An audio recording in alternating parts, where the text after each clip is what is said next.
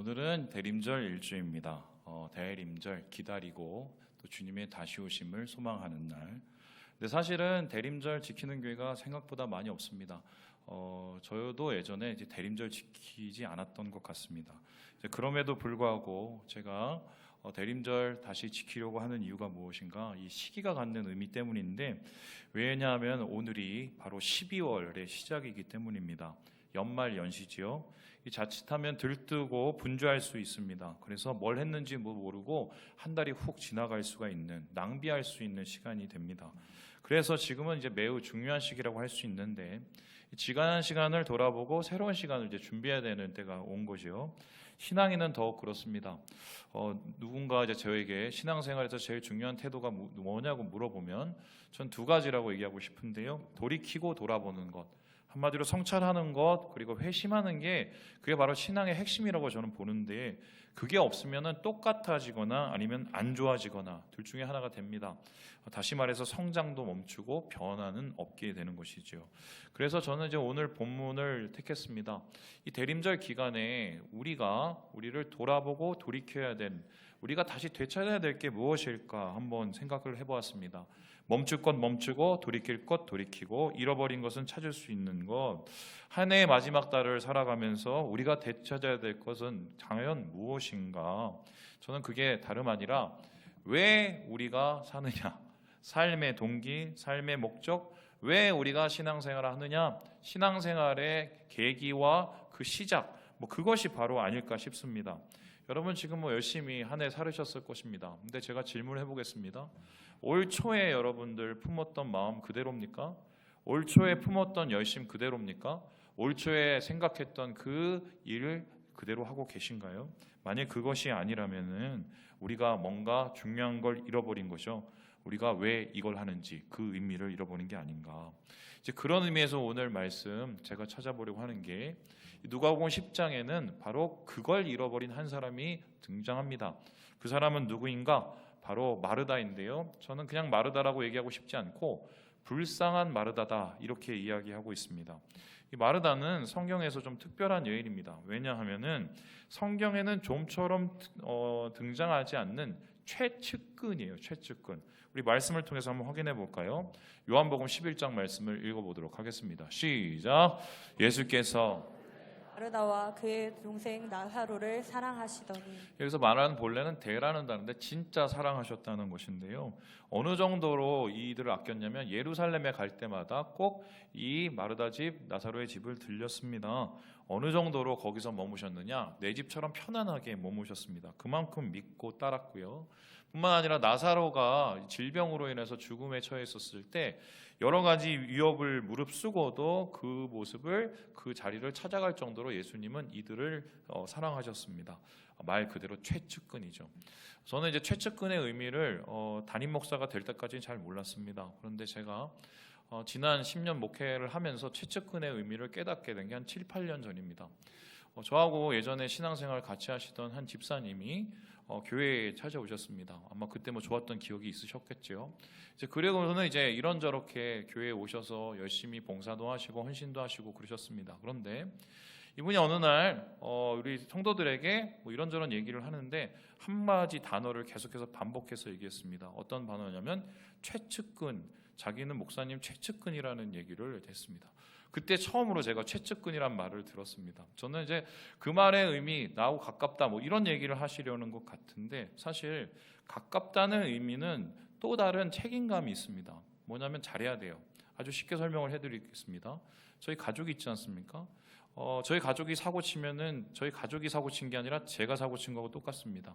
저희 애가 사고 쳐도 제가 사고 친 거하고 똑같습니다. 그래서 최측근은 그만큼의 책임감이 필요한데, 지금 마르다는 예수님의 최측근으로서 최선을 다했다고 볼 수가 있습니다. 왜냐하면은 이 마르다는 사실 이 가정의 장녀예요. 맨 처음에 이름이 나온 거 보면 확실하고요. 그리고 남편의 이름이 나오지 않는 거 보면 과부일 가능성이 큽니다. 과부고 장녀인데 가정도 돌보기도 힘들 텐데 예수님을 극진히 모신다. 뭐 이 정도의 모습을 보면은 예수님 앞에서 이 마르다는 참 모범적인 삶을 살았다, 채찍꾼으로서. 그런데 그랬던 마르다가 지금 본문에서 많이 뿔이 나 있습니다. 어느 정도로 뿔이 나 있냐면 예수님한테 대놓고 불평을 하고 화를 낼 정도로 뿔이 나 있습니다. 이것을 이 벨라스케스라는 이 작가가 이렇게 그렸습니다. 여기에서 보면은 좀 먼저 우리가 알게 되는 게 생각보다 굉장히 젊지요? 실제로 이 예수님이 마르다에게 하는 이 어톤이나 여러 가지의 말을 보면은 나이가 어렸을 가능성이 큽니다. 이거 타르듯이 얘기하시잖아요. 그러면은 얼굴을 보세요. 일그러져 있죠. 왜 일그러졌을까요? 벨라스케스가 이를 이제 드러내는 두 가지의 장치가 있는데, 이 첫 번째는 저 우측에 있는 거울이고요. 두 번째는 좌측에 있는 노파입니다. 이 거울을 보세요. 저기 뭐가 있습니까? 예수님이 앉아 계신 게 보이죠? 그 앞에 누가 보입니까? 예, 철없이 자기 동생 마리아가 앉아 있습니다. 그죠? 자기는 지금 막 손에 막 열심히 땀을 내고 음식 만들고 있는데 저기서 마냥 있는 모습, 뿔이 막 화가 납니다. 뿐만 아니라 뒤에 노파가 있습니다. 사실 이 성경에는 노파가 전혀 나타나지 않아요. 그럼에도 불구하고 이 작가가 이 노파를 그려낸 이유는 이건 바로 이 마르다의 마음의 모습이 아닌가. 참소가 오지요, 분주해지지요, 여러 가지의 불평과 원망이 올라오지요. 이런 이제 마음의 스트레스를 나타내는 그 장치를 저 노파를 통해서 한 게 아닌가, 이렇게 생각을 합니다. 그는 지금 화가 나 있습니다. 왜냐하면은 너무 많은 것을 하는데 아무도 도와주지 않아서입니다. 충분히 이해가는 상황인데, 이 경제학 용어에 파레토의 법칙이라는 게 있습니다. 이게 뭐냐면 한 집단이 제대로 운영되기 위해서는 최소한 20% 정도의 구성원이 일을 해야 된다는 것입니다. 그렇다면 우리 교회가 한 300명 치면은 몇 명 정도가 최소한 열심히 봉사를 하셔야 됩니까? 60명 정도가 이제 봉사를 하게 됩니다. 그러면은 나머지 240분은 그냥 별로 크게 봉사를 하지 않아도 교회는 돌아가게 돼 있다는 것입니다. 그런데 중요한 거는 이 법칙에 따르면 그 20%는 일에 쌓일 가능성이 큽니다. 예를 들어서 이런 거죠. 성가대 하지요, 밥도 하지요, 봉사도 하지요, 또 주중에 나와서 또 청소도 하지요. 이런 걸 이제 한꺼번에 하다 보면 어느 순간 분명히 이 한계가 옵니다. 그러면서 이제 짜증이 몰려오죠. 오늘 마르다처럼 불쌍한 마르다가 되고 마는 것입니다. 그래서 예수님 앞에 이런 얘기를 했었을 때 그런 반응을 원했을 거예요. 아유, 쟤 좀 같이 와서 일 좀 하게 해주세요. 그러면 아이고, 내가 깜빡했다, 내가 잘못했다, 보낼게. 그런데 예수님께서는 이 마르다의 질문에 이렇게 대답하지 않고 전혀 예상 밖의 대답을 하시는데요. 우리 함께 41절의 말씀을 같이 한번 읽어보도록 하겠습니다. 시작. 주께서 대답하여 이르시되, 마르다야 마르다야 내가 많은 일로 염려하고 근심하나. 이걸 한마디로 표현하면 야, 너 왜 이렇게 정신이 없어? 입니다. 여기서 염려하다라는 말은 끌려다니다는 거예요. 근심하다는 말은 야단법석이라는 겁니다. 야, 너 왜 이렇게 정신이 하나도 없냐? 아유, 좀 가만히 있어. 이렇게 예수님께서 지금 마르다에게 중에 꾸중을 하고 계시는 것입니다. 여러분, 마르다는 손님을 접대해야 한다는 부담감이 있고, 이 동생이 그걸 따라주지 않으니까 무시당했다는 생각이 있는데, 예수님이 자기 편 들어줄 줄 알았더니 오히려 예수님께서 자기를 꾸중하십니다. 뭐 이런 거와 똑같습니다. 우리 교회에서 뭐 힘들고 어려우시면 결국 이제 저를 찾아오시겠죠. 목사님, 사실 이런 일이 있어서 누구 때문에 또 어떤 일이 있어서 이러면서 저한테 이제 오셔서 하소연을 하실 가능성이 있습니다. 뭐 저는 그러라고 세워진 사람이니까요. 그런데 그렇게 됐었을 때 제가 그 얘기를 듣고 갑자기 뭐뭐 권사여, 땡땡 권사여, 네가 많은 일로 염려하고 근심하고 있구나. 너는 한 가지만 해라. 뭐 이렇게 얘기를 하면 여러분 기분이 좋으시겠어요, 나쁘시겠어요? 예수님이 지금 그러고 있는 거예요. 그렇다면 예수님이 왜 이 얘기하셨을까? 성경에서 나타날 때 주님의 말씀, 하나님의 말씀에 이해가 안 되거나 납득이 안 되면 여기에는 더 중요한 메시지가 있을 가능성이 있습니다. 오늘 말씀도 마찬가지인데 왜 예수님께서 이렇게 꾸중하셨을까? 여기에는 마르다에게 진짜 하고 싶은 중요한 얘기가 한 가지 있었기 때문입니다. 그러면 마르다에게 이해하고 싶었던 것은 무엇입니까? 바로 이게 42절인데요. 같이 한번 읽어보도록 하지요. 시작. 몇 가지만 하든지 혹은 한 가지만이라도 족하니라. 마리아는 이 좋은 편을 택하였으니 빼앗기지 아니하리라 하시니라. 예전에 제가 이 설교를 한 2번 정도 했습니다. 뭐 다른 교회에서 했었어요. 근데 그때 이 부분이 진짜 이해가 잘 안 되는 부분이었어요. 여러분, 이게 이해가 되십니까? 몇 가지만 하든지 혹은 한 가지만으로도 족하니라. 이게 뭔 말인지 아시겠어요? 제가 그래서 그때 원문을 찾아보고 파싱을 하고 다 했어요. 그래도 잘 모르겠더라고요. 이번에 다시 이 본문 보면서 파고 파다가 안 돼서 여러 가지 이제 분석 자료들 가지고 막 분석을 했는데, 그러면서 의외의 이야기를 알게 됐습니다. 앞에 보는 저 첫 구절이요, 굉장히 난해한 구절이에요. 왜냐하면 사본마다, 이 성경을 이렇게 다 카피해서 쓰잖아요. 발견한 사본마다 이 구절이 다르기 때문입니다.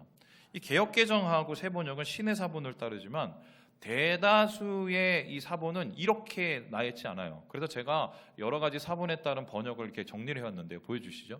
다음과 같이 세번역은 그러나 주님의 이름 많지 않거나 하나뿐이다. 뭔 말인지 잘 모르겠죠? 근데 공동번역이나 NIV를 보면 이게 좀 더 확실해지는 게, 실상 진짜 필요한 건 한 가지뿐이다. 그리고 NIV도 But only one thing is needed 이렇게 얘기합니다. 하나다, 하나. 그러니까 네가 지금 잃어버린 게 하나야. 그 하나를 잃어버려갖고 네가 지금 그러는 거고, 난 그게 너무 안타까워. 이렇게 지금 이야기를 하고 있는데요. 자, 그렇다면 하나님께서, 예수님께서 이렇게 마르다를 향해서 안타까워하실 정도로 잃어버린 그 한 가지는 도대체 무엇일까? 여기에 대해서 학자들이 여러 가지 의견을 냅니다. 그 의견들은 세 가지인데요. 다음과 같습니다. 처음에서 보시듯이 음식이라는 겁니다. 이런 건데, 야, 뭐 이렇게 많이 차려? 내가 한 가지만 차려, 그냥 한 가지만 먹을게. 이렇게 얘기했다는 거예요. 근데 여러분 아시겠지만 예수님 음식 투정하진 않거든요. 이런 식으로 예수님께 이것 때문에 꾸중할 것까지는 제가 볼 때는 아닐 것 같습니다. 그래서 이제 두 번째는 이것을 사람으로 생각을 합니다. 여기서 제일 중요한 사람은 누구야? 나잖아. 나만 봐, 나만 봐. 예수님이 그러셨다는 거예요.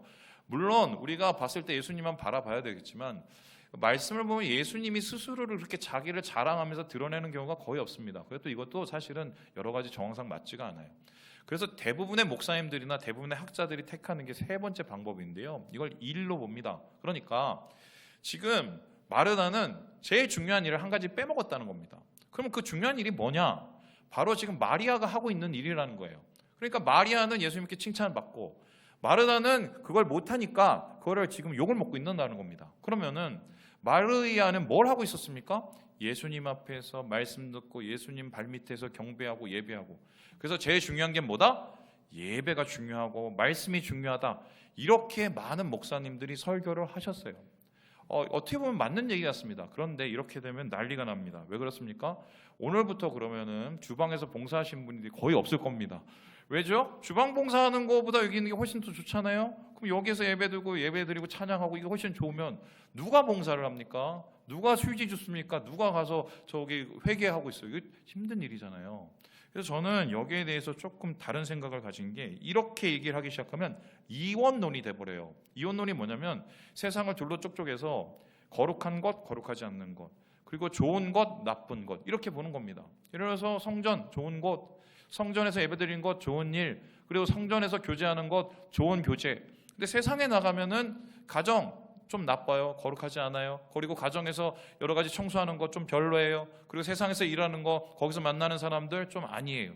이렇게 둘로 쪼개서 생각하는 게 이게 이원론입니다. 이렇게 되면 삶이 두 가지가 되고 전혀 접점이 이루어지지가 않아요. 전 그래서 이거는 좀 반대를 하는 거고요. 여기에 대한 예화가 있습니다. 이런 건데요.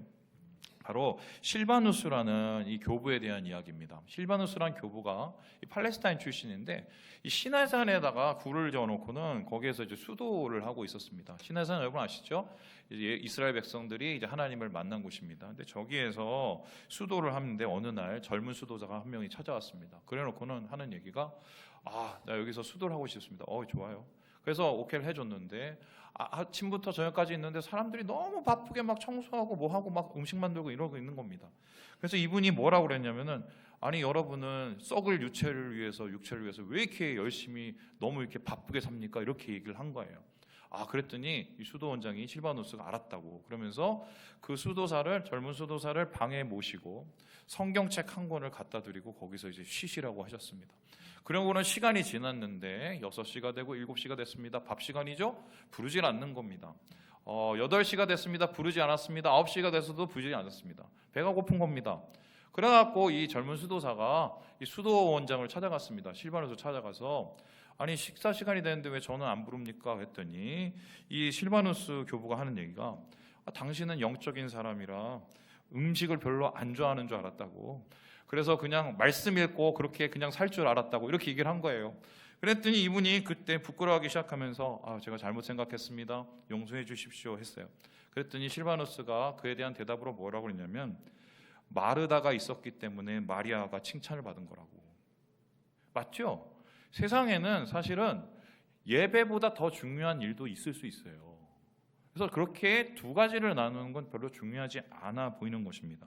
그래서 저는 여기서 좀 다른 해석이 필요하다고 생각하는데요. 특별히 다렐보크 교수님이 여기에 대해서 이렇게 해석을 하고 있습니다.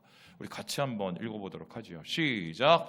마르다의 평가에 대해 예수님이 인정해 주시지 않고 거부하셨던 것은 그녀가 비록 가치 있는 일을 하고 있긴 했지만 마리아의 선택에 대해 덜 걱정하고 염려해야 했다는 것을 보여준다. 우리도 종종 다른 사람들의 행동을 평가하는데 너무 많은 시간을 할애하거나 예수님을 향한 우리 자신의 행동들을 자기 반성적으로 평가하는데 너무 적은 시간을 가진다. 그러니까 좀 해석을 해드릴게요. 그러니까 마르다가 지금 섬기는 거 좋은 일이라는 거예요. 그게 나쁜 일 아니에요.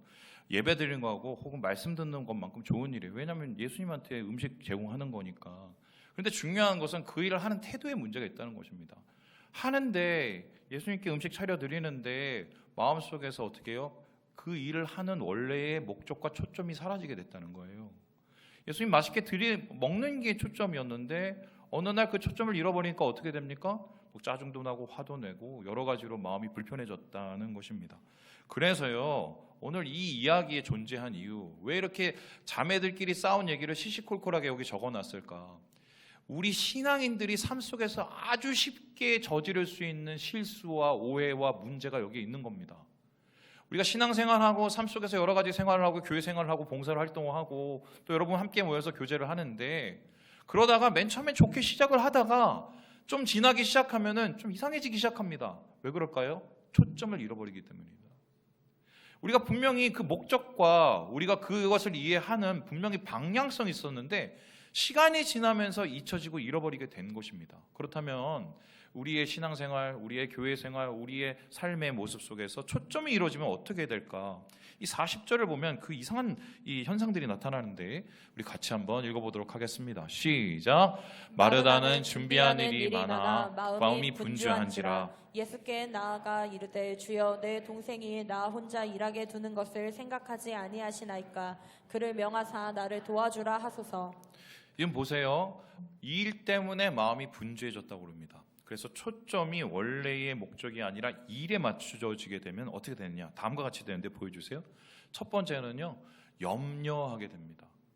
원래의 목적과 다르게 일에 매몰돼 버리면 걱정, 염려를 하게 돼요. 잠이 안 와요. 뿐만 아니라 원래의 목적과 달리 사람에 자꾸 매몰이 돼 버리면 불평, 원망, 분노하게 됩니다. 그러면서 원래 목적을 잃어버리게 돼요. 그리고 원래 목적보다 자기 자신에 집중이 되면 어떻게 해요? 실망을 하게 돼서요. 보통 두 가지로 나옵니다. 자기 연민이나 아니면 자만에 빠져버려요. 지금 그 상황이 그대로 마리아에게 온 겁니다. 마르다에게요. 그래서 지금 주님을 위한 일을 해도 염려합니다. 원망합니다. 실망합니다. 화가 납니다.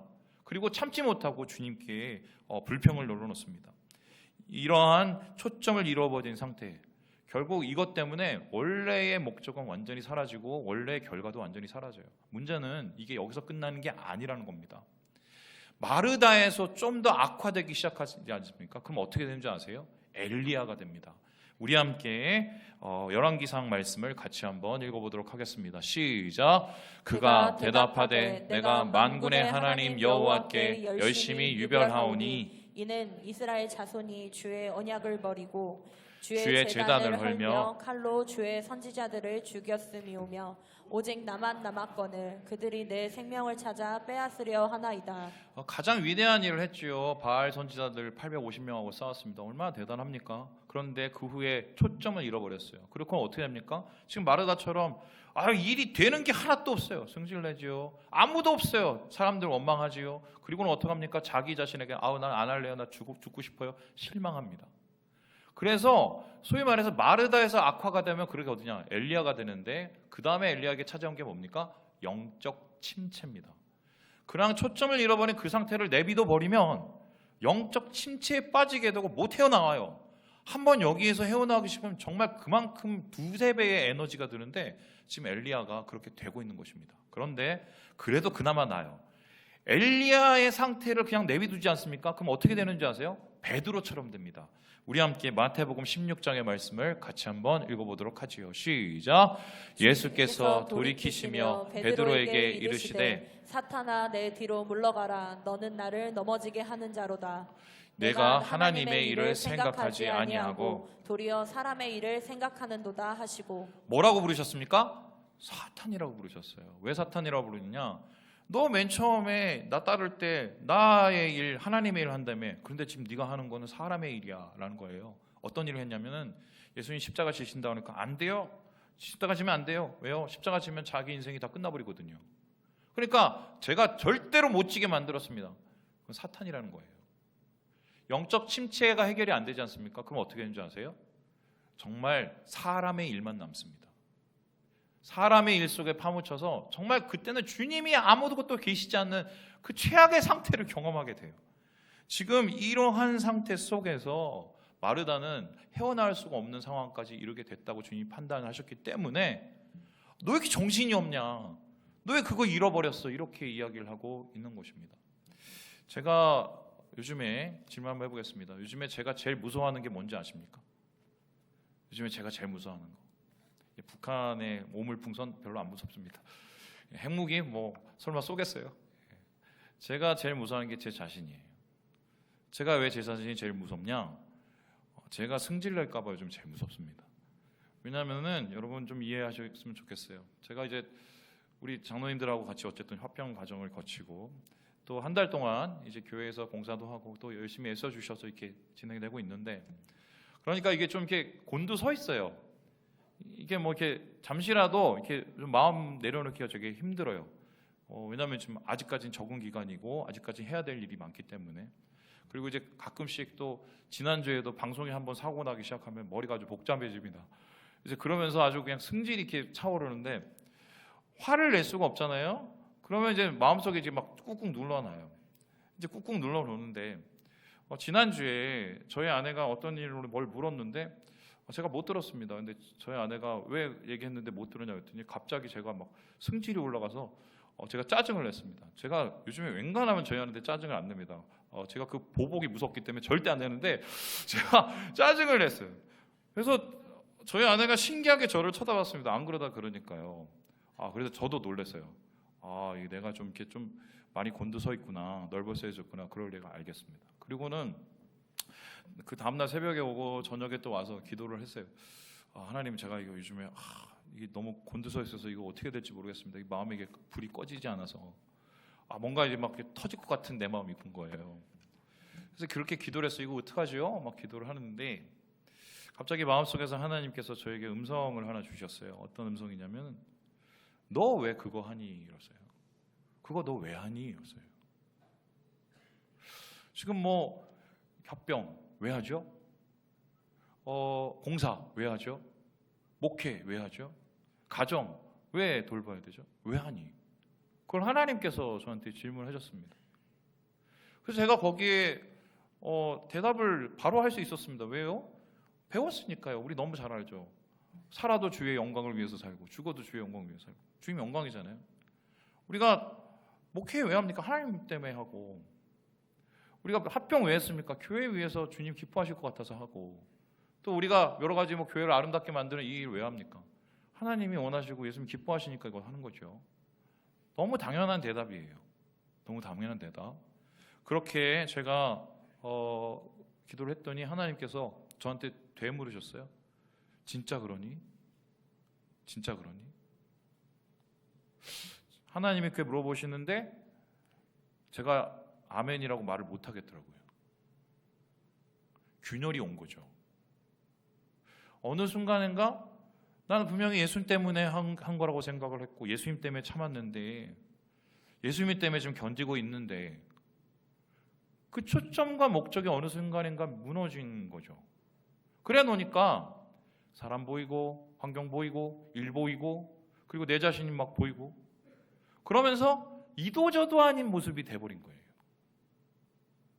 그래서 제가 하나님 앞에 기도를 했습니다. 하나님, 제가 좀 이렇게 초점을 잃어버린 것 같다고. 초점을 잃어버린 것 같다고. 그럴 수 있어요. 힘드니까. 불쌍하잖아요, 우리 마르다는. 근데 중요한 건 거기서 끝나면 다 끝나버려요. 근데 감사하게도 성경에 보면 마르다보다 더 강도 높은, 마르다보다 더 힘든, 더 하드한 사역과 삶을 살았음에도 불구하고 그 초점을 잃지 않은 사람이 있습니다.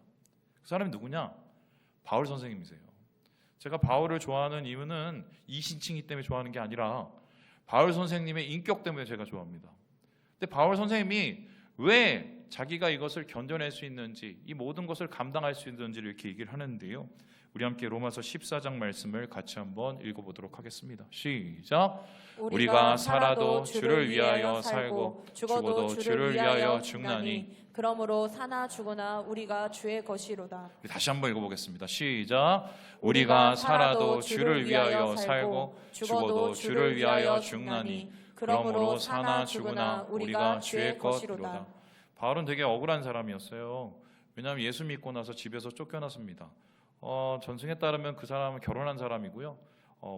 부모에게도 버림받고 아내에게도 버림받았어요. 뿐만 아니죠. 바울은 심지어 자기와 함께 동역자들에게도 버림받았습니다. 심지어는 욕을 먹고 비난받게 됐습니다. 그거 어떻게 견뎠을까요? 바울은 한 가지밖에 얘기를 안 해요. 주님 때문에, 예수님 때문에. 내가 낮아지고 내가 쇠하여도 우리 예수님만 기뻐하시면 온전히 모든 것이 주님을 향해 있었기 때문이다. 여러분, 그 열심히 하는 일 정말 예수님 때문에 하고 계십니까? 교회에서 여러 가지 일어나는 일 예수님 때문에 그렇게 하고 계십니까? 여러분, 집에서 생활하시면서 신앙생활 혼자 하시는 분들 얼마나 힘든지 제가 아는데 그 예수님 때문에 지금도 참고 계시나요? 그렇게 안 하면 우리가 견딜 수 없는 어느 순간이 올 거예요. 초점을 잃어버렸기 때문에. 우리 한번 좀 다시 한번 읽어봤으면 좋겠어요. 이번에는 읽을 때 어떻게 읽냐면은 우리 로마서 말씀을 자기 이름을 한번 넣어가면서 읽어보겠습니다. 좀 띄워주세요. 우리 같이 한번 읽어보겠습니다. 시작. 박성민은 살아도 주를 위하여 살고 죽어도 주를 위하여 죽나니 그러므로 사나 죽으나 박성민은 주의 것이로다. 할렐루야. 예, 이게 우리의 고백이어야 돼요. 이게 고백이어야 돼요. 대림절이에요. 우리가 잃어버린 이 초점을 회복하시고 다시 예수 때문에 그 자리에 서셔서 은혜로 잘 감당하시고 은혜로 주의 영광 위에 살아가시는 우리 사랑하는 우리 형제 자매들 되시길 주님의 이름으로 축원합니다.